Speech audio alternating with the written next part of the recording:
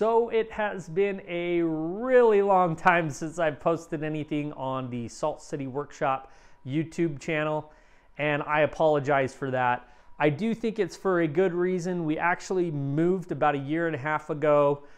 Things have just been crazy. We've been renovating this house. But the nice thing is, with this new home, I've got a brand new shop. Well, brand new to me, but a new shop, a new location for the Salt City Workshop, and a ton of awesome projects that I'm able to do with this fixer-upper home that we purchased. So we'll have some good videos coming out here throughout the year. Now, what you came here to watch was me making a baby crib, and I'm going to give that to you today. I actually filmed me making this baby crib before we left the other house. So you'll see that I'm working on it in the 2-car garage in my other home. If you're interested in and you want the build plans for this baby crib, they are on my website. I'll make sure I link it in the description below, as well as all of the tools and materials that I use to make this crib. Now, before we get started, make sure you hit the subscribe button so you can follow along. Like I said, sorry for the long break, but we're getting back to it, and I don't want you to miss out on any of the awesome projects that I have coming down the road. So without further ado, here's the video.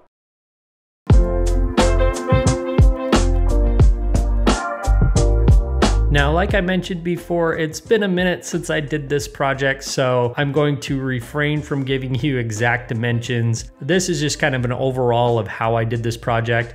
If you want the exact dimensions and all the tools, they are actually in the build plan. And yeah, you can actually see that I'm using the build plans here, so make sure you go and download those if this is a project that you want to do yourself. So for this crib, I'm using Hickory and Walnut.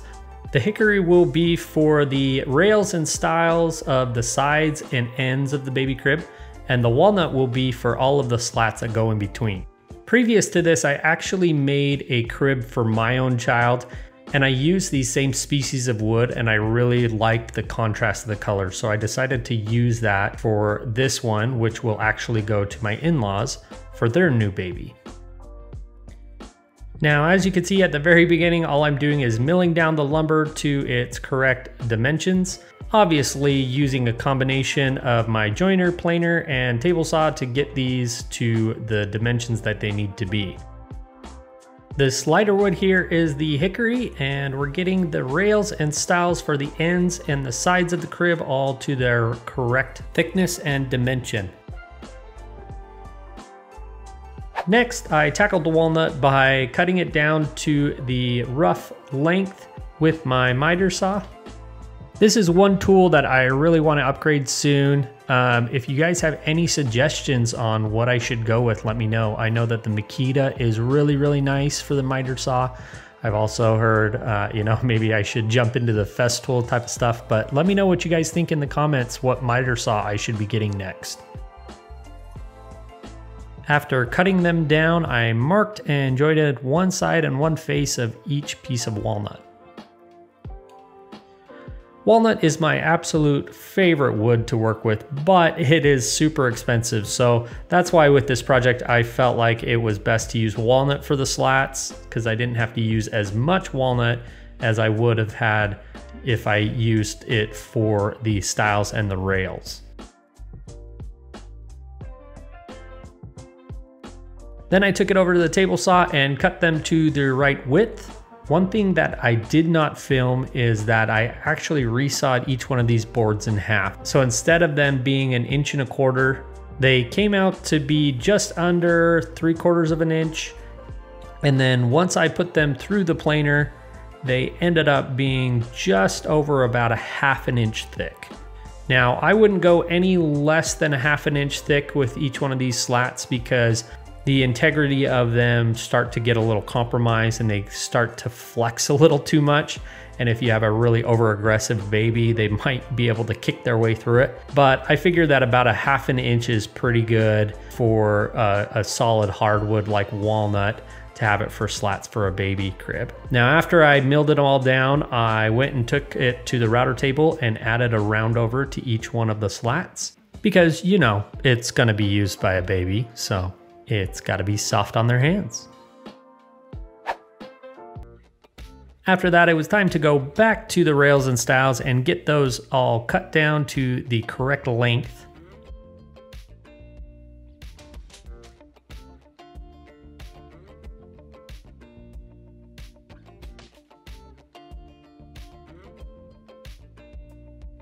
Next, it was time to mark up exactly how I was going to joint all of these rails and stiles together. Now, there are a lot of different joinery methods out there that you could use to attach everything together, but I decided to use mortise and tenons, and I decided to cut my tenons with my dado stack. I've never done this before. This is my first time. If you have any tips or tricks on things that I could improve on ways of doing this, let me know.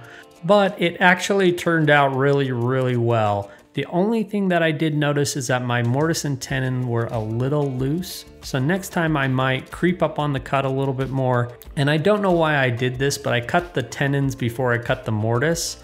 Next time around, I'll make sure I do it in the reverse order. That way I can measure and make sure that the tenons fit snug and don't have any wiggle room. Next, it was time to route out all of the mortises. I did this using my plunge router and a router jig that helps to keep the bit in the center of the board. This is the easy way to go. I'm not super great at using hand tools and chisels quite yet, so it was really easy to just hog out all of the material and then square off the mortise with a chisel later. The trick to this is just taking little passes and only going about a 1/16 of an inch deep every single time. That's what she said. This just ensures that you keep it clean and that the mortise ends up looking really nice when you're done. Later on, you'll see that this is actually the exact same method I used to cut the slots for each one of the slats to slide into. Wow, that was a lot of S's. But it's really easy once you get the hang of it, and it goes by super quick. After I got all of the mortises cut on the rails of the sides of the crib, I squared them off using a chisel just to make sure that they match the tenon that goes into them.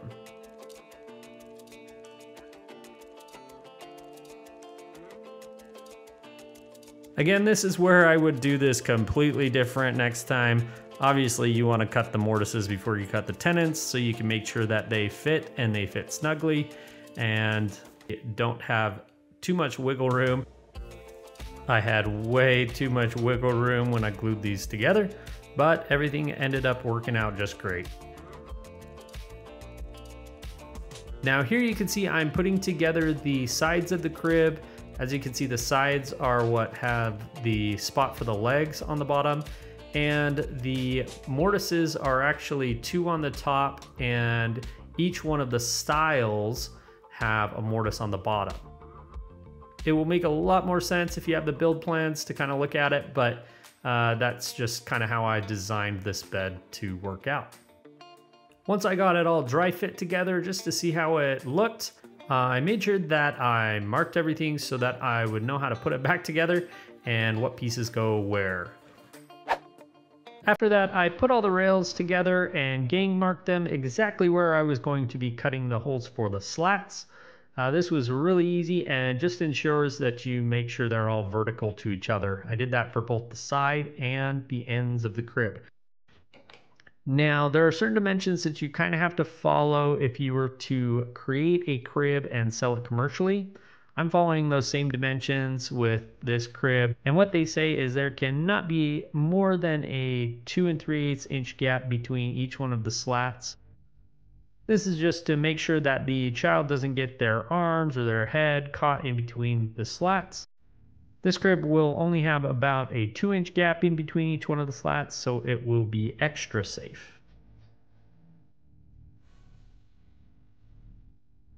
After I made all of those marks, I went through it with a little bit of a round over.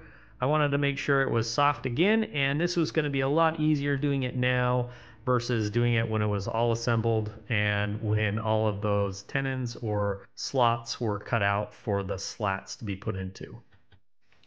And yes, I am wearing a face shield instead of safety glasses.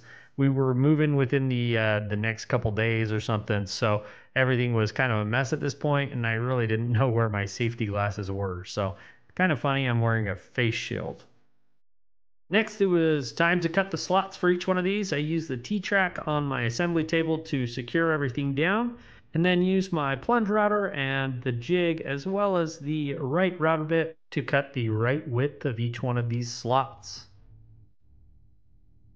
So doing this, I think I cut over about 70 different slots. I think 78 is the total amount. So this process can be a little bit tedious, but it does go pretty quick once you kind of get the hang of it and you understand how the tool works and you gain more confidence in it. Obviously, don't gain too much confidence and become lazy because routers can be a little bit scary, especially balancing on a board this skinny. Now this is the perfect opportunity for me to put a plug for my channel. Make sure you guys subscribe to the channel and ring the notification bell. We've got some great projects coming up in 2024. A ton of home renovation stuff, as well as a bunch of woodworking projects that I've had penciled on the calendar, but just haven't got around to. So hopefully you can come along with me and watch me do all these projects and give me some good tips on how I can do things a little bit better.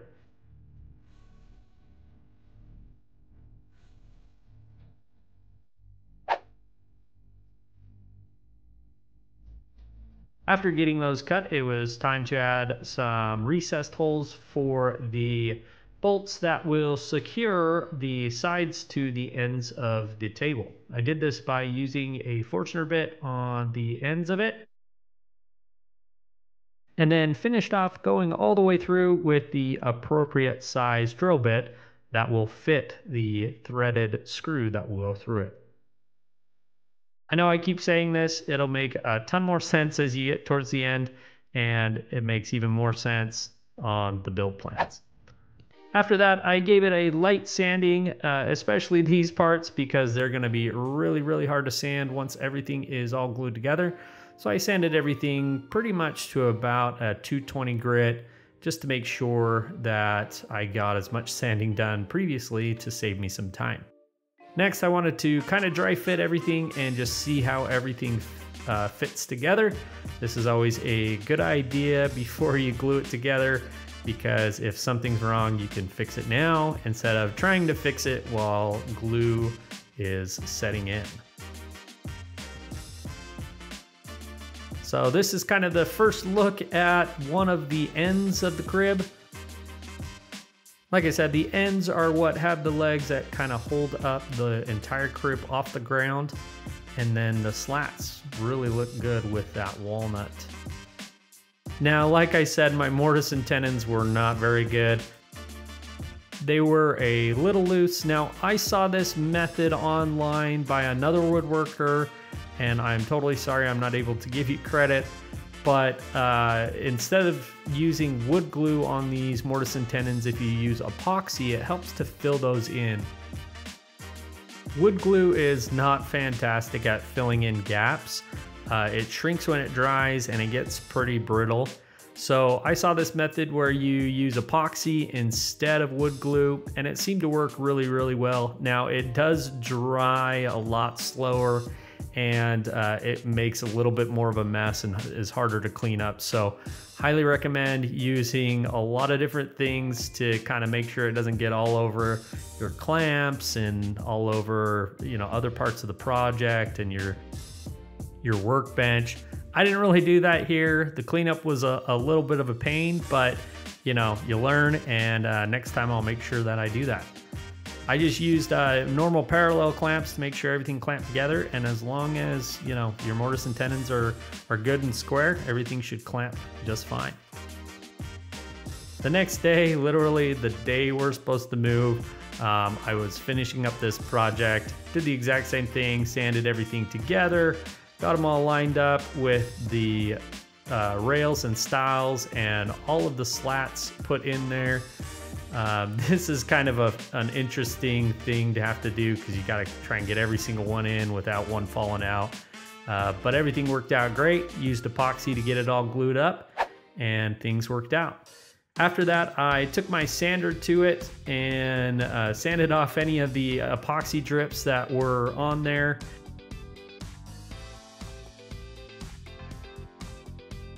and then added a round over to the stiles where I didn't previously add one. Really, I only added the round over to the inside of the rails where those slots were going to be, because if you look at it now, it would be super hard to add that round over later on. But now I can just add it to all of the other parts, and it was really easy to go around the outside, making sure it was soft for the kid or kids that are going to be using this in the future.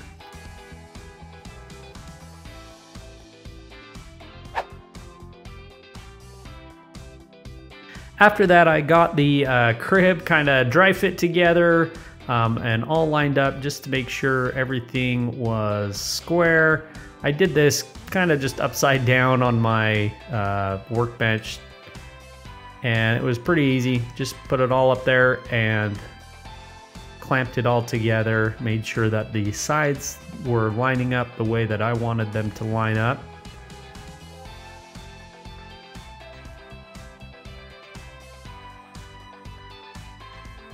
Now that the crib is upside down and all clamped together, I take a nail and put it through the holes that I drilled previously and create a mark on the outside of the sides, exactly where I'm going to be adding a threaded insert.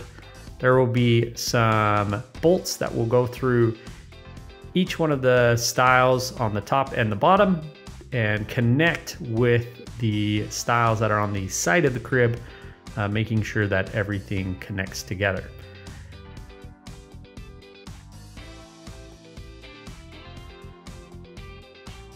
Now, originally I did this by tapping some holes, and I just recommend using a threaded insert. It's a lot better and a lot more secure, and it will help to create longevity for this crib.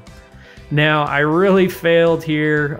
Like I said, I was rushing to get this project done. I know I keep saying it was like the day before, but I think it was more like the day before I had to start packing everything up. So I was really rushing to get everything done, and I didn't really get to film how to make the base for the mattress. But if you look here, this is what the crib looked like when it's done. It looks phenomenal. I used Rubio Monocoat clear on it to finish it off, and then this was what it looks like in the space of their house. Things really turned out well. Now I'll kind of show you the base. So the base connects down here at the bottom with a couple of these bolts on each one of the sides here. This little shelf goes along the side with some slats across it where the mattress will sit on top. It's pretty easy, and I added a couple threaded inserts at a higher level for the mattress when the baby is young. Thanks again for watching, and if you like the crib, make sure you go and check out the build plans. They are on my website. I've linked that website in the description below.